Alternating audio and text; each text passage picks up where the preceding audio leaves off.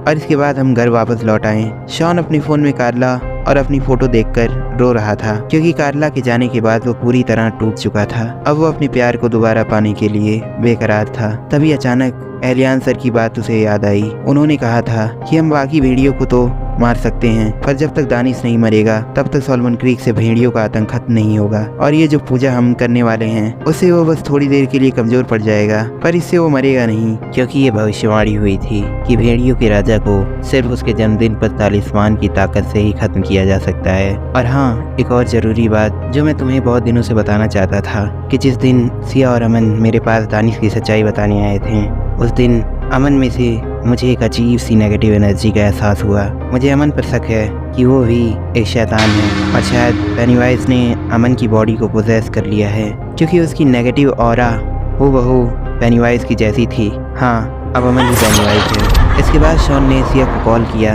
पर उसका phone out of network coverage area बता रहा था। शॉन ने सिया को मैसेज कर दिया कि अमन ही पेनीवाइज है, उसे सतर्क रहो, वो उस तालिस्मान को हासिल करना चाहता है। उस दिन अमन और सिया जंगल में नदी के किनारे टहलते हुए यूं ही भूत प्रेत पिशाच और बहुत सी शैतानी ताकतों के बारे में बात करते हुए बस चले जा रहे थे। अचानक से अमन ने पेनीवाइज के बारे में बात करना शुरू कर दिया। सिया पेनीवाइज का मजाक उड़ाने लगी। उसने कहा, वो जोकर, मुझे बिल्कुल भी नहीं लगता कि वो किसी अर्बन लेजेंड की कैटेगरी में आने लायक भी है। अमन ने कहा, उस जोकर की खास बात यह है कि वो किसी को भी पोजेस कर सकता है, और ये भी हो सकता है कि वो किसी के साथ टहलते हुए अपनी बेइज्जती सुन रहा हो। ये बात सुनकर सिया वहीं जम गई। वो अमन की इस बात को सुनकर काफ़ी हैरान थी, क्योंकि अमन यूजुअली इस तरह की बातें नहीं करता, और वो भूत प्रेत में तो विश्वास भी नहीं रखता। ये काफ़ी अजीब था।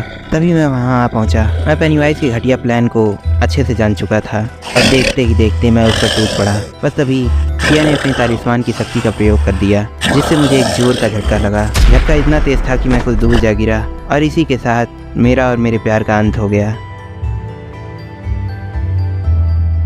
2 महीने बाद मैं देख सकता था कि सिया मेरी कब्र के सामने खड़ी होकर रो रही है। रो रो कर उसका बुरा हाल हो चुका है। शायद अब उसे पता चल चुका है कि मैं उस दिन उसे पेनीवाइज से बचा रहा था। ऐ मेरे शैतान साथियों, मेरी मदद करो। मैं अपने प्यार की मदद करना चाहता हूँ, उसे बचाना चाहता हूँ। अगर तुम लोग मुझे आज भी अपना राजा मानते हो तो मुझे जिंदा करो। आओ, मुझ में समा जाओ। Don't worry my love, I'm coming for you.